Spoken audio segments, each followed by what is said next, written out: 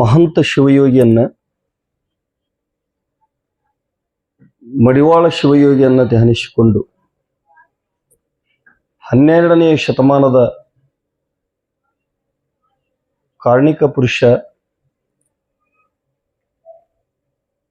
ಮಹಾಶಿವಯೋಗಿ ವಚನದ ಬೆಳಕು ಬಸವಾದಿ ಶರಣರನ್ನು ಸ್ಮರಿಸಿಕೊಂಡು ಬದುಕು ಜಗತ್ತಿನೊಳಗೆ ಎಲ್ಲರೂ ಮಾಡ್ತಾರೆ. ಸಂಸಾರ ಎಲ್ಲರೂ ಮಾಡ್ತಾರೆ. ಹಿರಿಯರು ಒಂದು ಮಾತಂತಿರ್ತಾರೆ, ಸಂಸಾರ ಮಾಡೋದು ಕಲ್ತಿ ಹ್ಯಾಂಗ್ ಬದುಕಬೇಕು ಅನ್ನೋದು ಕಲೀಲಿಲ್ಲ ಅಂತ ಹೇಳ್ತಿರ್ತಾರೆ. ಮನ್ಯಾಗ ಗ್ರಾಮೀಣ ಭಾಷೆದೊಳಗೆ ಅಂತಿರ್ತಾರೆ, ಸಂಸಾರ ಮಾಡೋದು ಕಲ್ತಿ ಹ್ಯಾಂಗ್ ಬದುಕಬೇಕು ಅನ್ನೋದು ಕಲೀಲಿಲ್ಲ ಅಂತ. ಹಂಗೆ ಬಸವಣ್ಣವರು ಏನು ಒಂದು ಮಾತಿ ಇದನ್ನ ಯಾಕೆ ಉದ್ದೇಶ ಇಟ್ಕೊಂಡು ಹಿಡಿದ್ರು ಅಂತ ಕೇಳಿದ್ರೆ, ಬರೇ ಬದುಕು ದೊಡ್ಡದಲ್ಲ, ಬದುಕಿನ ಇರುವಿಕೆಯನ್ನ ಸನ್ಮಾರ್ಗದೊಳಗೆ ಇರಬೇಕು ಅಂತ ಉದ್ದೇಶ ಇದರದು. ಇದರ ಉದ್ದೇಶ ಏನು ಅಂತ ಕೇಳಿದ್ರೆ, ನಮ್ಮ ಸತ್ಯಂಪೇಡಿಯವರು ನಾ ಇವತ್ತು ಪ್ರಥಮವಾಗಿ ಸುಮಾರು ನಾನು 35 ವರ್ಷಗಳ ಸ್ವಾಮಿಯ ಬದುಕಿನೊಳಗೆ ಬಹಳಷ್ಟು ಸಲ ಸತ್ಯಂಪೇಟೆಯವರ ಕಾರ್ಯಕ್ರಮಗಳು ನಾನು ಕೇಳ್ತಿದ್ದೆ. ಸಿದ್ಧಬಸವ ಕಬೀರ್ ಸ್ವಾಮಿಗಳು ಅನ್ನುವಂಥ ಒಬ್ಬ ಮುಸಲ್ಮಾನರ ಹುಡುಗ ನಮ್ಮ ಮಠದಲ್ಲಿ ಸುಮಾರು 25 ವರ್ಷ ಅದ ನಮ್ಮ ಜೊತೆಯಲ್ಲಿ. ನಾವು ಯಾರ ಮುಂದೆ ಹೇಳ್ಕೊಂಡಿಲ್ಲ. ಒಂದು ಹುಡುಗ ಕುಳಿ ಸಮಾಜದ ಹುಡುಗ, ಅಂಬಿಗೆರೆ ಚೌಡಯ್ಯನ ಔಷಧ ಹುಡುಗ, ಸುಮಾರು 16 ವರ್ಷ ನಮ್ಮ ಜೊತೆಗಿಲ್ಲೇ ಇದ್ದಾನೆ. ಜೊತೆಯಲ್ಲೇ ಕೂಡಿವಿ, ಜೊತೆಯಲ್ಲೇ ಊಟ ಮಾಡಿವಿ. ಬರೇ ಬಸವ ತತ್ವಗಳು ಅಂತ ಹೇಳೋದಕ್ಕೆ ಆಗ್ಬಾರ್ದು, ಅದು ನಡೆಯೋದಕ್ಕೆ ಆಗ್ಬೇಕು ಅಂತ. ವೇದಿಕೆ ಮೇಲೆ ಪ್ರಚಾರ ಮಾಡ್ಕೊಳಕ್ ಆಗ್ಬಾರ್ದು, ಅದು ತಾನೇ ಪ್ರಚಾರ ಆಗ್ಬೇಕು. ನಮ್ಮ ಸತ್ಯಂಪೇಟೆ ನಿಂಗಣ್ಣವರು ಸಾಕಷ್ಟು ಸಲ ಕಡ್ಕೋಳ ಮಠಕ್ಕೆ ಬಂದಿದ್ದಾರೆ. ಮಠದಲ್ಲಿ ಮೊದಲೇ ಮಠದ ಸ್ಥಿತಿಯನ್ನ ಯಾವ ರೀತಿ ಇತ್ತು ಅನ್ನುವುದನ್ನು ಅರಿತುಕೊಂಡು ನಮ್ಮ ಮಲ್ಲಿಕಾರ್ಜುನ ಕಡ್ಕೋಳ ಅವರ ಜೊತೆಗೆ ಬಂದಿದ್ದಾರೆ, ಮಠದ ಅಸ್ತಿತ್ವವನ್ನು ನೋಡಿದ್ದಾರೆ. ಆದ್ರೆ ಮತ್ತೆ ಮಠವನ್ನ ಅಭಿವೃದ್ಧಿಯತ್ತ ಸಾಗುವಾಗ ಬಂದು ನೋಡಿ ಬಹಳ ಖುಷಿ ಪಟ್ರು. ಕಡ್ಕೋಳ ಮಡಿವಾಳಪ್ಪನವರ ಚರಿತ್ರೆಯನ್ನ ಪ್ರಥಮವಾಗಿ ಸುಮಾರು 40 ವರ್ಷಗಳ ಹಿಂದೆ, 40-50 ವರ್ಷಗಳ ಹಿಂದೆ ಮಡಿವಾಳಪ್ಪನ ಹೆಂಗಿದ್ದ ಅನ್ನೋದ್ರ ಬಗ್ಗೆ ಎಲ್ಲರ ಕೈಗೆ ತಂದು ಕೊಟ್ಟಿರ್ತಕ್ಕಂಥ ನಿಂಗಣ್ಣ ಸತ್ಯಪೇಟೆಯವರನ್ನು ಸ್ಮರಿಸ್ಬೇಕು. ಇವತ್ತು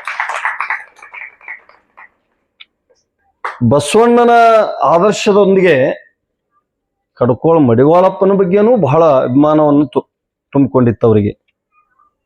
ಮಡಿವಾಳಪ್ಪನವರ ವಿಚಾರಗಳು ಬಸವಣ್ಣನ ವಿಚಾರಗಳು ಸಮಾನವಾಗಿದ್ದು ಅಂತ. ಕಡ್ಕೋಳ ಮಡಿವಾಳಪ್ಪನವರ ಮಾತುಗಳು ಬಹಳ ಖಾರವಾಗಿದ್ದು. ಒಬ್ಬ ಹಿರಿಯ ವಿಚಾರವಾದಿ ಒಂದು ಮಾತು ಹೇಳ್ತಿದ್ದ, ನಾವು ಸಣ್ಣವರಿದ್ದಾಗ, ಬಸವಣ್ಣನವರ ನಿಜಗುಣ ಶಾಸ್ತ್ರವನ್ನ ಓದಿದಾಗ ಅಕ್ಕ ಸಾಲಿಂಗನ ಹೊಡೆತಿದ್ದಂಗಂತ. ಕಡ್ಕೋಳ ಮಡಿವಾಳಪ್ಪನ ಮಾತುಗಳು ಕಂಬಾರನ ಹೊಡೆತಿದ್ದಂಗಂತ. ಅಕ್ಕ ಸಾಲಿಗ ಬಡ್ದು ಬಡ್ದು ಬಡ್ದು ಬಡ್ದು ಬಡ್ದು ವಸ್ತು ತಯಾರು ಮಾಡ್ತಾನ. ಕಂಬಾರನ ಕುಲುಮೆಯೊಳಗ ಕಾಶಿ ಇಟ್ರೆ, ಕೆಬ್ಬಣವನ್ನ ಔಷಿ ಇಟ್ರೆ 3-4 ಏಟ್ನ್ಯಾಗ ಹೊಡೆದ್ರೆ ಕಲಸಿ ಕಡಕೆ ಆಗಿಬಿಡ್ಬೇಕು. ಆ ತರ ಮಡಿವಾಳಪ್ಪನ ಗಟ್ಟಿಯಾದಂತ ವಿಚಾರಗಳನ್ನ ಇವತ್ತ ನಾವು ಸಮಾಜಕ್ಕೆ ಮುಟ್ಟಿಸುವ ಪ್ರಯತ್ನದಲ್ಲಿ ನಾವು ಇದ್ದೀವಿ. ಕಡ್ಕೋಳ ಮಡಿವಾಳಪ್ಪನ ವಿಚಾರಗಳು ಏನು ಅಂತ ಕೇಳಿದ್ರೆ, ಸಮಾಜದೊಳಗಿರ್ತಕ್ಕಂಥ ಶೋಷಣೆಗಳು ಯಾವತ್ತೂ ಸಹಿಸಿಕೊಂಡಿಲ್ಲವ, ಯಾರ ಮುಲಾಜಿಗೂ ಬಿದ್ದವಲ್ಲವ. ಇವರು ಉಣಿಸ್ಯಾರ, ಇವರು ದಕ್ಷಿಣ ಕೊಟ್ಟಾರ, ಅವರಂಗೆ ಹೊಗಳಬೇಕು ಅಂತ ಅವರ ಅಪೇಕ್ಷೆ ಇರಲಿಲ್ಲ ಮಡಿವಾಳಪ್ಪಂದು. ಅವರಲ್ಲಿ ಇರ್ತಕ್ಕಂಥ ತಪ್ಪುಗಳನ್ನು ತಿದ್ದುಕೊಳ್ಳಕ್ಕೆ ಅವರು ಬಹಳ ಪ್ರಯತ್ನ ಮಾಡಿ ಹೇಳ್ತಿದ್ರು. ಈ ಸಮಾಜದಾಗ ನೋಡ್ತಕ್ಕಂಥ 17ನೇ ಶತಮಾನದೊಳಗೆ ಮಡಿವಾಳಪ್ಪನವರು ಬಸವಣ್ಣನ ವಿಚಾರಗಳನ್ನ ಮತ್ತೆ ಮರಳು ತಂದುಕೊಟ್ರು. ಅನೇಕ ಶೋಷಣೆಗಳನ್ನು ನೋಡ್ತಿದ್ರು. ನಾವು ಸಣ್ಣವೀರಾಗೆ ನೋಡ್ತೀವಿ. ನಾವು 30-40 ವರ್ಷಗಳ ಹಿಂದೆ ಮೂಢನಂಬಿಕೆಗಳು, ಜಾತೀಯತೆ, ಬಹಿಷ್ಕಾರಗಳು. ನಾವು ಶಾಲಿಗೆ ಹೋದಾಗ ನಮ್ಗ ನೀರ್ ಕಾಲ್ ತಕೊಂಡು ಒಳಗೆ ಹೋಗ್ಬೇಕು. ನಾವು ಮನ್ಯಾಗ ಒಂದ್ ಸಂದರ್ಭದಾಗ ನಮ್ಗೆಲ್ಲ ನೀರ್ ಸಿಂಬಡಿಸ್ತಿದ್ರು. ನನ್ಗೆ ಗೊತ್ತಿರ್ಲಿಲ್ಲ, ನಮ್ಗೆ ಯಾಕೆ ನೀರ್ ಸಿಂಬಡಿಸ್ತಾರದ್ ಗೊತ್ತಿರ್ಲಿಲ್ಲ. ಯಾಕಂದ್ರೆ ಹಿಂಗ್ ಯಾಕೆ ನೀರ್ ಸಿಂಬಡಿಸ್ತೀರಿ ಅಂತ ಕೇಳ್ತಿದ್ದೆ ನಾನು. ನಾವೇನು ದೊಡ್ಡ ಜಾತಿ ಒಳಗೆ ಬೆಳೆದ ಮಂದಿ ಅಲ್ಲ. ನಾವು ಸಾಮಾನ್ಯ ವರ್ಗದ ಮಧ್ಯದಲ್ಲಿ ಬೆಳೆದವರು. ನಾವು ಮಡಿವಾಳಪ್ಪನವರು ವಿಚಾರಗಳು ಏನಿದ್ದು ಅಂತ ಕೇಳಿದ್ರೆ, ಸಾಮಾನ್ಯ ವರ್ಗ ಜನಗಳ ಮಧ್ಯದಲ್ಲಿ ಮಡಿವಾಳಪ್ಪನವರು ತಮ್ಮ ಮಠವನ್ನ ಸ್ಥಾಪನೆ ಮಾಡಿ ಅವರ ಮಧ್ಯದಲ್ಲಿ ಬೆಳಗಿರ್ತಕ್ಕಂಥವ್ರು ಮಡಿವಾಳಪ್ಪನವರು. ಆ ಸಾಮಾನ್ಯ ಜನಗಳ ಮನಸ್ಥಿತಿಯನ್ನ ಅರಿತುಕೊಂಡು ಸಮಾಜಕ್ಕ ಸಂದೇಶಗಳನ್ನು ಕೊಟ್ಟರು. ನೀವೆಲ್ಲ ದೇವರ ಮಕ್ಕಳು, ಭಗವಂತನ ಮಕ್ಕಳು. ನೀವು ಹಂಗ ಹುಟ್ಟಿವಿ, ನಾವು ಇಲ್ಲಿ ಜಾತಿ ಒಳಗೆ ಹುಟ್ಟಿವಿ, ಸಣ್ಣವರು ಆ ಜಾತಿ ಒಳಗೆ ಹುಟ್ಟೋದು ದೊಡ್ಡವರು ಅಂತ ಅವ್ರು ಯಾವತ್ತೂ ಅವ್ರ ಮನಸ್ಥಿತಿ ಒಳಗೆ ಮೂಡಿಸಿದವರಲ್ಲ ಮಡಿವಾಳಪ್ಪನವರು. ಮೇಲ ಕೀಳ ಅನ್ನುವಂಥದ್ದನ್ನ ಕುಲ ಅಂತಿದಿ ಕುಲಗೇಡಿ, ಕುಲದ ಕೂನ ಹೇಳೋ ನಿಜ ನೋಡಿ ಅಂತ ಮಡಿವಾಳಪ್ಪ. ನಮ್ಮ ವಿಶ್ವರಾಧ್ಯರು ಹೇಳಿದ್ರಲ್ಲ, ಮಡಿವಾಳಪ್ಪನವರು ಹಿಂಗ್ ಹೊಂಟಿದ್ರು, ಅದನ್ನ ಹಂಗ ನೋಡ್ಕೊಂತೆ ಅವ್ರ ಪದ್ಯಗಳನ್ನು ಬರೀತಿದ್ರು. ಹಂಗೆ ಅವ್ರ ಹಿಂದೊಬ್ರು ಬ್ರಾಹ್ಮಣರನ್ನಾಗಿರ್ತಕ್ಕಂಥ ಬಹಳ ಬುದ್ಧಿವಂತ ಕೃಷ್ಣಪ್ಪ, ಅವ ಹಿಂದ್ ಬರಿತಿದ್ದ. ಹಂಗೆ ಮಡಿವಾಳಪ್ಪನವ್ರು ಹೇಳಿದ್ದು ಬರಿತಿದ್ದ. ಬಾಯಿ ಮೇಲೆ ಜಗಳಾಡ್ಲಕತ್ತಿದ್ರು. ಬಾಯಿ ಮೇಲೆ ಜಗಳಾಡೋದು ನೋಡಿ ಮಡಿವಾಳಪ್ಪನವ್ರು ನಕ್ಕಿರತ್ತ. ಒಬ್ಬ ಹೆಣ್ಮಗಳು ಬಾಳ ಬೆರ್ಕಿದ್ಲಕಿ. ಯಾಕೋ ಮತ್ತೆ ನಾನು ನೋಡಿ ನಕ್ಕಿಲ್ಲ. ಏನ್ ಜಗಳಾಡ್ಲಕತ್ತಿರವ, ಯಾಕ? ಇಲ್ರಿ ಮತ್ತೆ ಈ ಬಾಯ ನೀರ್ ನಾ ತಗೊಂಡು ದೇವ್ರ ಪೂಜಾಕ್ ತಗೊಂಡ್ ಹೊಂಟೀನಿ, ಈ ಹೆಣ್ಮಗಳು ಮುಟ್ಟಿಲ್ಲ ನಾನು. ಅವ್ರಿಗೆ ಆಶ್ಚರ್ಯ ಆಯ್ತು. ನೀರು ಜೊಗ್ಗ್ಯಾಳ, ಕೊಡ ತುಂಬ್ಕೊಂಡು ಜೊಗ್ಗ್ಯಾಳ, ತಂದು ಇಟ್ಟಾಳ, ಅದೇ ನೀರ. ಆಕಿನೂ ನೀರ್ ತೊಳಕ್ ಬೇರೆದಕ್ಕಿನೂ ಬೇರೆ ಜಾತಿ ಆಕಿನೂ ಬಂದು ನೀರ್ ತುಂಬ್ಕೊಳಕ್ ಎತ್ತಾಳ. ಸಹಜ ಸರಿಸಿಟ್ಟಾಳ ಆಕಿ. ಹಿಂಗ ಜಗಳ ಚಲೋ ಆಯ್ತು. ಅವಾಗಂದ್ರು, ಊರ ಬಾಯಿಯ ನೀರ ಯಾರೋ ತರೋರು, ನಿಮ್ಮ ನೀರ ಬೇರೆಯವನನ್ನ. ಲಂಡನ್ ಹಳ್ಳ ಹೋಗಿ ನದಿಯ ಕೂಡಿದ ಮೇಲೆ ನೇದ್ದಿ ಹಂಗಾದಿತ್ತಣ್ಣ. ಊರ್ದೆ ಹೊಲಸೆಲ್ಲ ಹೋಗಿ ಆ ನದಿ ಕೂಡ್ತದ. ನಾವು ಗಂಗಾ ಅಂದೆವು, ಯಮುನಾ ಅಂದೆವು, ಸರಸ್ವತಿ ಅಂದೆವು, ಏನೇನೋ ಅಂದಿವಿ. ಅಂದು ತೀರ್ಥ ಅಂತ ಕುಡ್ದೆವು, ಪ್ರಸಾದ ಅಂತ ಕುಡ್ದೆವು, ತಲೆ ಮೇಲೆ ಹಾಕೊಂಡೆವು. ಎಲ್ಲಿ ನೀರವು? ಊರ ನರಕವ ತಿಂದು ಗೋರ್ಯಾಡಿಂಡು ಎಮ್ಮಿ ಹಾಲಿಸವಿ ನೋಡಣ್ಣ. ಎಮ್ಮಿ ಹಾಲು ರುಚಿಯದ ಅಂತ ತಿಂತಿ ಕುಡಿತಿ, ಮುಂಜಾನೆ ಬಿಟ್ಟು ನೋಡ ಇಲ್ಲಿ ಹೋಗ್ತದ. ಗುಲಾಬ್ ಜಾಂಬ ಬಿಸ್ಕಿಟ್ ತಿತ್ತದನ ಎಮ್ಮಿ? ಬ್ರೆಡ್ ಬಿಸ್ಕಿಟ್ ತಿತ್ತದ ಎಮ್ಮಿ? ಬಿಟ್ಟು ನೋಡ್ರಿ ಮುಂಜಾನೆ.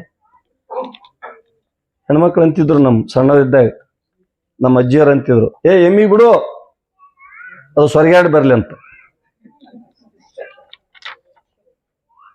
ಅಂತ ಸ್ಥಿತಿಯನ್ನ ತೊಗಲೋಕು ತಗಲಿ ಬಂದವ ನೀನು, ತಗಲು ಮಾತಾಡೋದು ಯಾಕನ್ನ? ಇದು ಒಗೆದು ನೋಡಿದರೆ ನಗಿಗೇಡಿ ಕಾಣಿಸ್ತದಣ್ಣ ಅಂತ ಮಡಿವಾಳಪ್ಪ. ಏನ್ ದೊಡ್ಡ ಜಗತ್ತ ಹುಟ್ಟ್ಯದ, ಏನು ಎಷ್ಟು ಚಂದ, ಎಷ್ಟು ಅದ್ಭುತವಾಗಿ, ಎಷ್ಟು ದೊಡ್ಡದು ಮಾಡಿ, ಇಂಥದ್ದು ಮಾಡಿ, ಆ ಮುಗುಲಗದ ಜಗಲಗದ ಮಾಡಿ ಹೇಳ್ತೀಯಲ್ಲಪ್ಪ. ಏನ್ ಹುಟ್ಟಿದ್ದೇನು ಬಾಳ ಏನ್ ದೊಡ್ಡದನ್ನ ಕೆಲಸ ಅಂದವ. ಸಾಮಾನ್ಯ ಹುಟ್ಟಿದ ನೀನು. ಹುಟ್ಟುವುದು ಮಹತ್ವ ಅಲ್ಲ, ಹುಟ್ಟು ಸಹಜ. ಬದುಕುಕೊಂಡುಕರಪ್ಪ ನೀನು. ನಿನ್ನ ವಿಚಾರಗಳನ್ನ ತನ್ನ ತಾನು ತಿಳಿದ ಮೇಲೆ ಇನ್ನೇನೋ ತನ್ನಂತೆ ಸರ್ವರ ಜೀವ ಮನ್ನಿಶಿ ಕಾದ ಮೇಲೆ ಇನ್ನೇನೋ ತಾನೇ ಪ್ರಾಣ ಜೀವ ನೇತ್ರ, ತಾನೇ ಸೊಕ್ಕು ಸೋತೃ ಹೃದಯ, ತಾನೇ ಬ್ರಹ್ಮಾಂಡ ಪಿಂಡಾಂಡ ಆದ್ಮೇಲೆ ಇನ್ನೇನು? ನೀನೇ ಸೂರ್ಯ ಚಂದ್ರ ತಾರೆ ಬ್ರಹ್ಮಾಂಡ ಆದ್ಮೇಲೆ ಇನ್ನೇನು? ಮಡಿವಾಳಪ್ಪನವರು ಬಹಳ ಆಳವಾಗಿ ಮನುಷ್ಯನಿಗೆ ಎಲ್ಲ ಕಲ್ಮಶಗಳನ್ನ ತೆಗೆದು ಹಾಕಿಬಿಟ್ರು. ಮನುಷ್ಯನಿಗೆ ಅನೇಕ ಜನಗಳನ್ನ ಶಿಷ್ಯರು ಮಾಡ್ಕೊಂಡ್ರು. ಒಂದಿನ ಚನ್ನೂರ್ ಜಲಾಲ್ ಸಾಹೇಬ ಮಡಿವಾಳಪ್ಪ ಭೇಟಿಗೆ ಬರ್ಬೇಕು. ಬಹಳ ದೊಡ್ಡ ಜ್ಞಾನಿಯರ ಈ ಭಾಗದೊಳಗ ಭೇಟಿ ಆಗ್ಬೇಕು. ನಾವು ಏನ್ ಮಾಡ್ತೀವಿ ಅಂದ್ರೆ ಚಲೋ ದೇವ್ರ ಹೇಳೋನ್ ಬಲ್ಲಿ ಹೋಗ್ತೀವಿ ನಾವು. ಬಾರಿ ಹೇಳ್ತಾನ್ರಿ ಅವ, ಎಲ್ಲಾ ಹಿಂದಿಂದು ಮುಂದಿಂದು ಎಲ್ಲಾ ಕುಡಿ ಹೇಳ್ತಾನ. ನಮ್ಮ ಬಲ್ಲಿ ನಾವು ಊರ್ದೇ ದೇವ್ರು ಹೇಳ್ತಿದ್ದ, ಅವ ನನ್ನ ಬಲ್ಲಿ ಬಂದಾನ. ಈಶ್ವರದ್ಯಾರಿ ಯಪ್ಪ ಚೀಟಿ ಕಟ್ರಿ ಅಂದ. ಯಾಕಂದೆ, ನಾನು ದೇವ್ರಿಗೆ ಭಾಳ ಚಂದ ದೇವ್ರು ಹೇಳ್ತಿದ್ದೇನ್ರಿ, ಮಂದಿ ಬರೋದೇ ಕಡಿಮೆ ಆಗಿದೆ, ನೀವೊಂದು ಚೀಟಿ ಕಟ್ರಿ ಬಂದ.